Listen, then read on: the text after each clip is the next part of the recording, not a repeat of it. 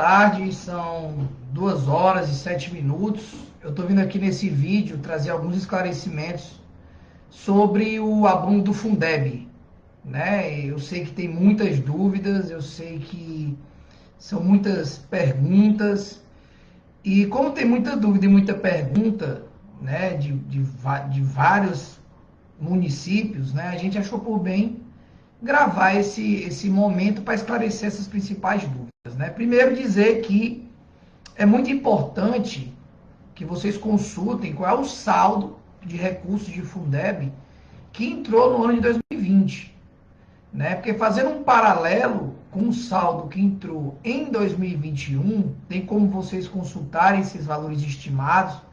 Inclusive, se vocês forem lá no Google e digitarem Tesouro Nacional Fundeb, vocês conseguem consultar o que entrou no ano de 2020 e o que entrou até agora no ano de 2021. E também do mesmo modo, vocês podem botar no Google Tesouro Nacional, vocês podem botar no Google CNM, estimativa de receita de Fundeb 2021, que lá no site da CNM por município, vocês também conseguem verificar qual é a estimativa de recurso que vai entrar de Fundeb até dezembro de 2021. E é importante vocês compararem quanto entrou em 2020 com o valor que vai entrar em 2021, porque na grande maioria dos municípios, pelo menos nos que eu presto assessoria jurídica, na grande maioria, houve um aumento significativo de recursos do Fundeb. Então, eu vi aumentos de 18%, 20%, e alguns até quase de 30%, quando você compara o que entrou em 2021 com a receita que entrou em 2020. E nesse momento, a gente sabe que a ansiedade de todos é muito grande, né? A gente sabe que as pessoas, nesse momento, quando veem, por exemplo, em outros municípios, a antecipação de que vai ter o rateio, o envio de lei para a Câmara determinando que reconhece o rateio. Então, nos municípios que isso ainda não aconteceu, isso gera nas pessoas uma ansiedade muito grande. E lógico que os sindicatos, eles têm que atuar no sentido de cobrar uma prestação de contas, né? Os sindicatos, eles têm que oficiar os municípios, solicitando qual é o saldo estimado até dezembro que vai entrar no município e quanto foi utilizado desse saldo para pagar remuneração dos profissionais de educação básica, já que 70% no mínimo tem que ser aplicado na remuneração dos profissionais da área de educação básica. E geralmente esse prazo tem que ser de 10 dias, e uma vez transcorrido esse prazo, aí o sindicato pode solicitar uma prestação de contas desse recurso junto ao Ministério Público, como também, dependendo da situação, pode ingressar com uma ação de exibição de documentos junto ao Poder Judiciário. Certo é que tem que ter uma prestação de contas desse recurso para que as prefeituras informem quanto vai entrar de saldo até dezembro, quanto já entrou e quanto vai se gastar e quanto se gastou desde janeiro até dezembro com os 70% do Fundeb, justamente para saber se foi utilizado todos os 70%, ou se não foi utilizado todos os 70%, qual é a sobra desse recurso que não foi utilizado, e aí sim, essa sobra é o que tem que ser rateado, né? Muitos municípios estão mandando leis para a Câmara, para que a Câmara autorize esse rateio, né? Sendo que já existem nos municípios, eu já vi em vários, lá no plano de cargos e carreira do magistério diz que se houver sobra do Fundeb, é para ser feito o rateio.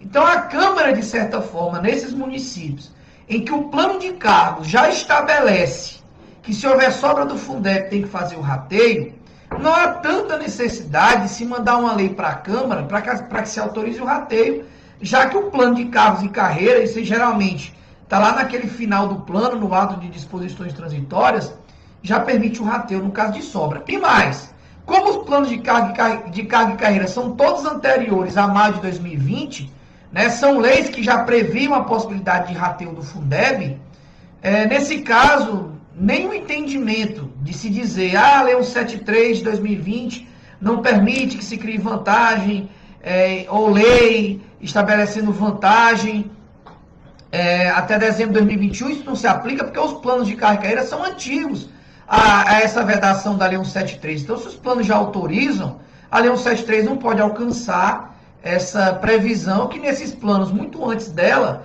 já previa uma possibilidade de rateio caso houvesse sobra do abono do Fundeb. Eu falo disso porque houve uma resposta, uma consultoria do município de Chorozinho, no sentido contrário de se fazer o rateio, né?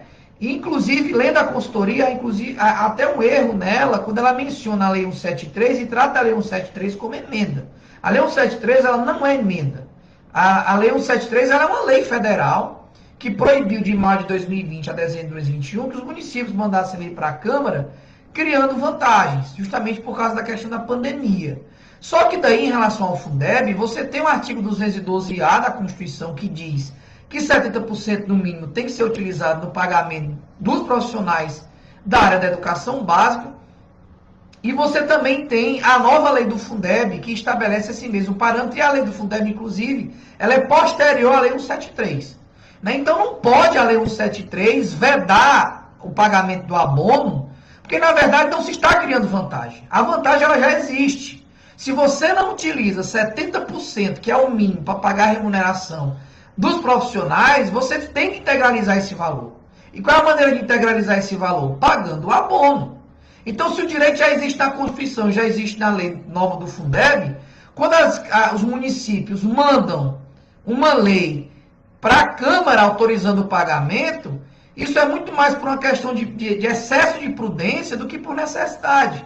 Porque essa previsão que autoriza o pagamento de 70%, considerando as sobras do Fundeb, já está autorizado pela Constituição, já está autorizado pela nova lei do Fundeb. Né? Então, assim, de certa forma, essa consultoria que não tem força de lei, que não tem força de parecer, que não tem força de precedente, ela não pode vincular os gestores e dar elementos que justifiquem a negação desse rateio para os profissionais da área da educação básica. E aí, pessoal, verificada a prestação de contas, verificada a possibilidade legal de se fazer o rateio, quem são os beneficiários? Né? Inclusive, o FND lançou uma cartilha de perguntas e respostas no mês de outubro, salientando isso. É bom deixar claro que com o novo Fundeb foram incluídas algumas categorias que antes não faziam parte, né, dos 60%, dos antigos 60%, agora é 70%. Então, dentro dos 70%, você tem os profissionais do magistério, né, que atuam aí no suporte pedagógico, na direção, na sala de aula, na supervisão, na coordenação, né, que a própria lei do PIS já trazia essa definição nela. Você tem os profissionais da área de psicologia e assistência social que atuam na educação, que também foram incluídos. E você tem também o pessoal que compõe aí professores de língua estrangeira, professores de educação física, professores de informática, que também podem ser pagos com os 70%. Então, essas pessoas, elas têm direito de receber o rateio, já que a nova lei do Fundeb manda que essas pessoas sejam remuneradas dos 70%. E muitas pessoas dizem, mas o fonoaudiólogo não está incluso, também trabalha na área da educação. Você tem aí o pessoal técnico administrativo, que está na folha dos 30, também não tem rateio. Esses grupos de pessoas, primeiro, quem a lei não estabelece que tem direito de receber dos 70, não tem como ser beneficiado do rateio. Até porque só pode ser beneficiado aquelas pessoas que a LDB e que a nova lei do Fundeb manda serem remuneradas com 70%. O pessoal que é técnico administrativo, por exemplo, eles recebem dos 30%. Lembrando que dos 30%, 15% no mínimo, tem que ser aplicado na estrutura, na reforma, na aquisição de material para a escola, e os 15% que sobra também pode ser aplicado com isso, mas deve ser utilizado com o pagamento dos salários daquele pessoal que compõe o quadro dos servidores técnico-administrativos. E como a prefeitura, diferente dos 70% que tem que ser utilizado no mínimo com salário, não é obrigada a utilizar desses 30%, 15% no mínimo com pagamento de salário, o pessoal que fica de fora dos 70% acaba não sendo beneficiado com a questão do rateio. Há uma discussão se é possível incluir aqueles servidores que têm curso técnico de nível superior na área da educação, mas é uma discussão que ainda não se tem resposta, nem dos tribunais de contas, nem do Conselho Nacional de Educação, né? Apesar de ter alguns municípios que querem incluir essas pessoas, como foi o caso, por exemplo, do município de Itapipoca, mas que é algo discutível, né? Então, com certeza, o que a gente pode afirmar é que aqueles servidores técnicos administrativos da área da educação que não tenham curso técnico nem nível superior na área pedagógica, não tem direito de receber do rateio dos 70%. Então, basicamente, quem tem direito? Os profissionais do magistério, como eu já expliquei aqui, e também o pessoal que compõe aí o nível superior em psicologia e assistência social, que atua na área da educação, professores de língua estrangeira e informática, e também readaptados que estejam na área da educação, têm direito, assim como também aquelas pessoas que estejam em mandato classista. E é importante dizer que aquelas pessoas que, por exemplo, estão de licença, maternidade, estão de auxílio-doença, mas que trabalharem algum mês do ano de 2021, ou voltaram, né, não trabalharam o ano todo, mas voltaram e estão trabalhando, elas têm direito de receber de forma proporcional esse abono. Não é porque a pessoa se afastou durante o ano por alguns meses que ela perde o direito de receber, né? Se ela era remunerada pelos 70 e por algum motivo teve que tirar uma licença remunerada, ela não pode ser prejudicada, né? Até porque, para todos os efeitos, se considera efetivo exercício, conforme a lei do Fundeb, os afastamentos remunerados, né? Então, assim, a gente tem que ter essa cautela. Agora, profissionais da área da educação básica que estejam em desvio de função, aí sim, essas pessoas elas não têm direito a receberem, porque elas estão em desvio de função. Então, quem tiver readaptado, mas fora da área da educação, ou estiver em desvio de função, aí não tem como receber, porque, de fato, elas não estão incluídas aí dentro desses profissionais da área da educação básica. E aí, uma outra pergunta que é muito corrente é em relação à questão dos descontos.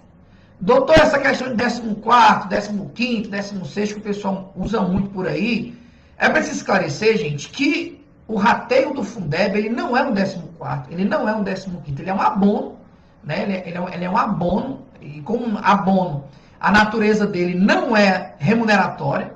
O 13º, ele tem natureza remuneratória, né? Até porque todos os anos vocês recebem 13º.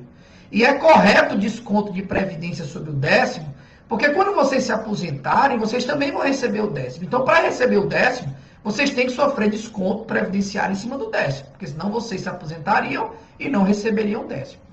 Mas, como o abono ele não é uma verba de natureza remuneratória, ele não tem incidência de contribuição previdenciária, né? Então, não pode ter desconto de INSS sobre essa parcela. Então, se ela não é uma verba de natureza remuneratória, eu não posso chamar ela de 14º, 15º.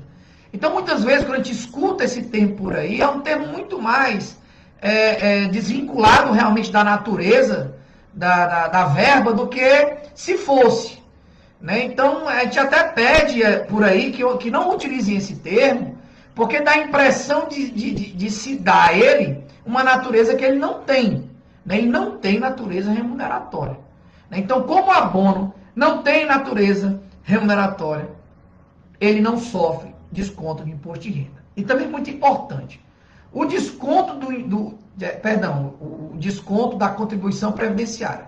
Em relação ao imposto de renda, é muito importante que a gente lembre que os recursos que entram no Fundeb, eles não são para ser aplicados só no mês de dezembro. Eles devem ser aplicados de janeiro até dezembro. Então, se eu pego todas as receitas que entraram de janeiro até dezembro, e eu pego todo o gasto que eu tive de janeiro até dezembro, e eu verifico que não foi utilizado o percentual mínimo, o que sobra, por óbvio, deveria ter sido utilizado também durante os 12 meses.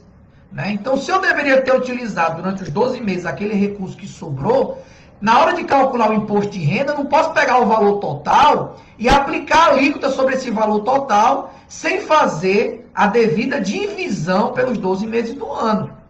Né? Então, na hora de aplicar a alíquota, inclusive a gente chama isso de RRA, né? Então, como o abono do Fundeb, ele tem essa natureza de RRA, na hora de aplicar a alíquota do imposto de renda, ele não deve considerar o valor global. Ele deve dividir o valor por 12 meses, e aí para cada mês dividido é que ele vai ver a alíquota de cada mês. Porque na hora que você divide por 12 parcelas, aí você vê se dentro de cada mês, qual foi a alíquota ali daquele mês que foi atingida. Então, basicamente, quando é feita a divisão, dependendo do valor, pode